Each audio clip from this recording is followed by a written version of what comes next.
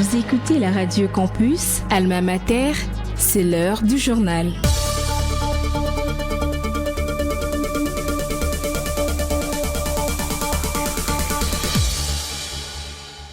C'est l'heure de vous informer, mesdames et messieurs. Bienvenue dans cette nouvelle édition du journal sur la 107.6 MHz. Voici les principaux titres à la une. Le vice-premier ministre de l'Intérieur, Jacquemain Chabani, a remis jeudi 96 Jeep Toyota Land Cruiser 4x4 au service des sécurités et autorités territoriales. Vous suivrez les détails dans ce journal. Désormais, il est strictement interdit à tout établissement public ou privé de santé de refuser la prise en charge des urgences médicales vitales. Tout patient en situation critique doit recevoir les soins nécessaires sans délai. Décision prise par le ministre de la Santé, le Dr Samuel Roger Kamba. Le club Vesal BD de la faculté de médecine de l'université de Kinshasa a organisé ce vendredi 3 octobre un atelier de chirurgie pour concilier la théorie à la pratique. Les détails dans ce journal. Place à présent au développement. Vous êtes branchés sur la Radio Campus Unikin, la radio du savoir, sur 107.6 MHz, votre radio. Je l'ai dit au sommaire, le vice-premier ministre de l'Intérieur, Jacquemain Chabani, a remis jeudi 96 Jeep Toyota Land Cruiser 4x4 au service des sécurités et autorités territoriales. Ces lots de 70 véhicules vont renforcer les capacités opérationnelles de la police nationale congolaise, tandis qu'une partie a été attribuée aux administrateurs des territoires, aux commissariats provinciaux ainsi qu'à d'autres services comme l'ANR, la DGM et la Commission nationale des contrôles des armes. Jacquemain Chabani a aussi remis à la police un lot d'armes non létales destinées au maintien de l'ordre en appelant à leur usage responsable. Cette dotation s'inscrit dans le programme des modernisations et d'appui logistique voulu par le président de la République afin d'améliorer la présence des services de sécurité et leur proximité avec la population. Les ministres de la Santé publique, Hygiène et Prévention, le docteur Samuel Roger Kamba, a rappelé par l'arrêté ministériel du 17 septembre 2025 qu'il est désormais strictement interdit à tout établissement public ou privé de santé de refuser la prise en charge des urgences médicales vitales.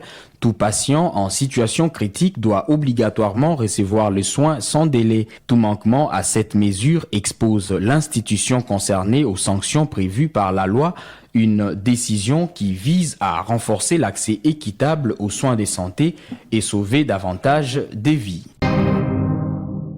La plénière de l'Assemblée provinciale de Kinshasa, prévue ce vendredi 3 octobre, a été reportée à une date ultérieure pour des raisons d'ordre logistique, annonce un communiqué signé par le rapporteur Kongolo André. Cette séance devait examiner l'avant-projet du calendrier de la session ordinaire de septembre, mais surtout la proposition des résolutions sur la déchéance du président de l'institution, Lévi Mbuta, accusé des gestions opaques et autoritaires. Le lieutenant-général Jean-Pierre Kassongo-Kabouik a inspecté mercredi 1er octobre les lancements de production agricole du service national Alovo dans le Congo central. Il a souligné les besoins d'un système d'irrigation pour optimiser la production sur près de 500 hectares en vue de la saison 2025-2026. En marge de cette visite, il s'est également rendu à l'atelier des menuiseries des Kimpese qui fabrique des meubles destinés aux établissements scolaires et universitaires de la province. On écoute à cet effet le lieutenant Jean-Pierre Kassongo-Kabouik. L'Ovo, le sol est formidable, il est bon. Mais le problème, c'est le climat. Il y a un microclimat qui s'est créé ici. Il n'y a pas beaucoup de pluie. Nous avons vraiment un problème de pluie. Pour avoir de très bons rendements, il faut l'irrigation. L'irrigation, c'est plusieurs millions de dollars. L'accessibilité est facile, nous sommes à 30 km de la route nationale numéro 1. Donc si on produit ici rapidement, on peut amener à Kinshasa.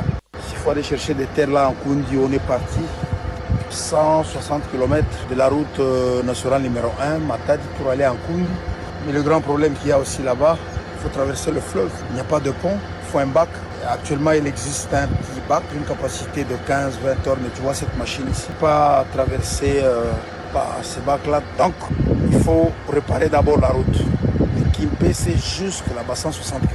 C'est le premier préalable. Et acheter un grand bac d'une capacité même de 100 tonnes, on jette, on met sur le fleuve, comme ça peut commencer à transporter une machine. Le club Vesal BD de la faculté des médecines de l'université de Kinshasa a organisé ce vendredi 3 octobre un atelier de chirurgie pour concilier la théorie à la pratique. Les étudiants ont eu l'occasion de s'exercer aux gestes essentiels du bloc opératoire dans un cadre formateur encadré par 2 professionnels. Cet atelier vise à renforcer les connaissances théoriques acquises par les étudiants. Noéla Kazadi est secrétaire de cette structure. Elle explique l'importance de cet atelier. On l'écoute.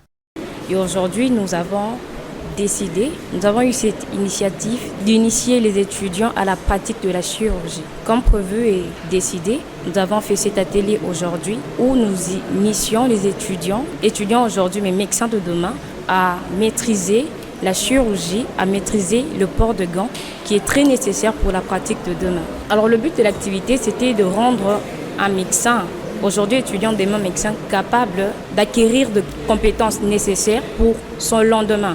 Vous savez, demain on sera fusé, demain on sera devant le public à soigner le malade et on doit aujourd'hui maîtriser ces différentes pratiques. Entre autres, le port de gants, les sutures de nœuds, faire le nœud ainsi que de sutures chirurgicales.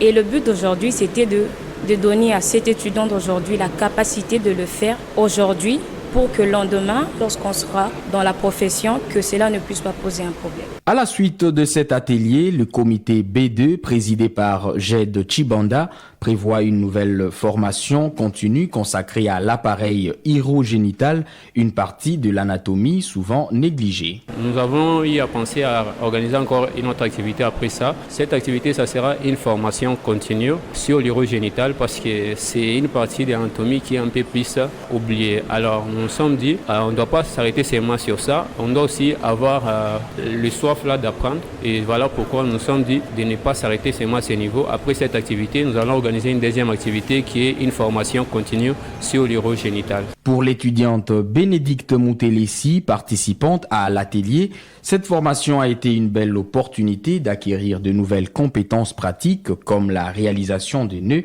et le port de gants. On l'écoute. J'ai pris part à cet atelier parce que déjà, premièrement, je voulais acquérir des connaissances sur la médecine, sur la profession que je ferai demain. Donc ça a été une belle opportunité pour moi de venir assister à cette session d'encadrement. Je suis ressortie avec beaucoup de connaissances. J'ai appris à faire des nœuds, à porter les gants, ce qui est un peu difficile pour les étudiants qui sont encore au premier cycle. Et j'ai vraiment beaucoup apprécié cette initiative et je voudrais que cela puisse continuer encore davantage. C'est la fin de cette édition du journal. Place à présent au rappel des titres. Le vice-premier ministre de l'Intérieur Jacquemain Chabani a remis jeudi 96 Jeep Toyota Land Cruiser 4x4 au service de sécurité et aux autorités territoriales. Désormais, il est strictement interdit à tout établissement public ou privé de santé de refuser la prise en charge des urgences médicales vitales. Tout patient en situation critique doit recevoir les soins nécessaires sans délai. Décision prise par le ministre de la Santé, le Dr Samuel Roger Kamba. Le club Vesal BD de la faculté des médecines de l'université de Kinshasa a organisé ce vendredi 3 octobre un atelier de chirurgie pour concilier la théorie à la pratique. Vous avez suivi les détails dans ce journal. Ce journal est complètement terminé. Il a été mis en onde par Jason Loudem, concours rédactionnel Jean-Paul Koutoumissa, Divine Ngomba, Sylvain Chizungu à la technique sous la supervision de Luxen Kinoum. Restez branchés sur la 107.6 MHz, la radio campus Alma Mater, la radio du savoir.